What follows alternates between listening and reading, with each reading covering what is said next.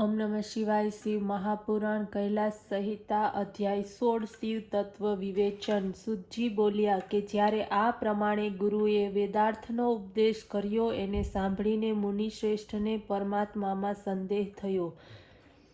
ત્યારે એમણે કહ્યું, હે સ્વામી, આપના મુખ કમળથી મેં જે ઓમકાર રૂપ અમૃતનું પાન કર્યું છે એનાથી મારું જ્ઞાન દ્રઢ થયું છે અને તે વિષયમાં કંઈ પણ સંદેહ રહ્યો નથી। તો પણ હું આપને થોડા પ્રશ્ન કરું છું કે સદાશિવથી પ્રારંભી કીર્તિ પ્રયત્ન આ જે જગતરૂપની સ્થિતિ છે અને જેમાં સર્વત્ર સ્ત્રી પુરુષ રૂપે સ્થિત અભિવ્યક્ત થાય છે, જેના વિષયમાં કોઈ સંદેહ નથી, પર્વત તો નથી, આવા પ્રકારના રૂપવાન જગતને માટે તે જ સનાતન દેવ કારણ છે। આ સ્ત્રી પુરુષ નપુંસક રૂપ અન્ય કોઈ છે અથવા એનું રૂપ છે। વિદ્વાન અને શાસ્ત્ર તો મોહિત થઈને અનેક પ્રકારનો વર્ણવે છે, પરંતુ એમાં જે મત થાય તે રીતે મને કહો।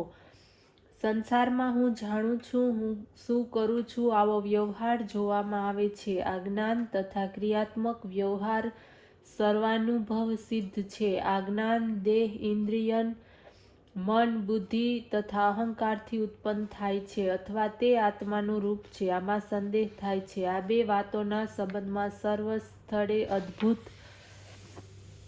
વિવાદ થાય છે, માટે આપ મારા અજ્ઞાન જનિત સંચય રૂપી વિષ વૃક્ષને ઉખેડી નાખે એવું કરો, જેનાથી અમારા ચિત્તની ભૂમિ શિવના અદ્વૈત કલ્પવૃક્ષના જન્મને યોગ્ય થાય। હે દેવેશ, આપની કૃપાથી હું દ્રઢ જ્ઞાની થઈશ। સુતજી બોલ્યા, આ રીતે મુનિ વડે પૂછવામાં ઉપનિષદ ગર્ભવાળા રહસ્યને હસીને કહેવા લાગ્યા।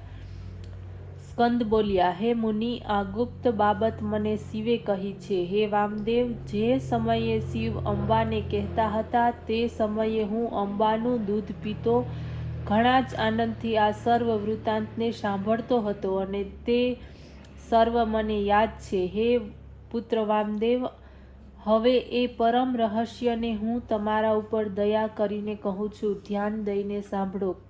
કર્મ સત્તાથી શરૂ કરી જે કાંઈ શાસ્ત્રવાદ છે તે સર્વ જ્ઞાનદાયક છે। વિચારવાન અને વિવેકપૂર્વક સાંભળે છે। આપ લોકોના જેવું કોણ છે જે આપે આ ઘણા વિસ્તારયુક્ત શાસ્ત્રવાદનો શિષ્યોને ઉપદેશ કર્યો છે, પરંતુ જેની બુદ્ધિ નીચ છે તે હજુ સુધી કપિલ વગેરે શાસ્ત્રોને વાંચીને એમ જ કહે છે કે ઈશ્વર નથી।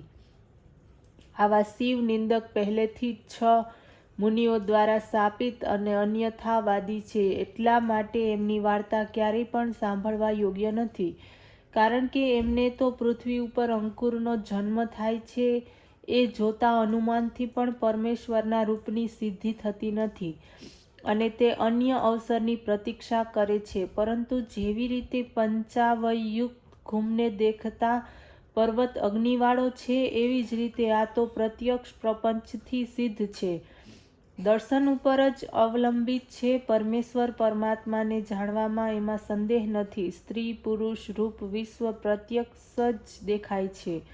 શ્રુતિઓએ એવું કહ્યું છે કે સચ્ચિદાનંદ બ્રહ્મ આ રૂપોથી સત્ય છે અને તે જ પ્રપંચની નિવૃત્તિ કરનાર શબ્દ તથા શબ્દાત્મા કહેવાય છે।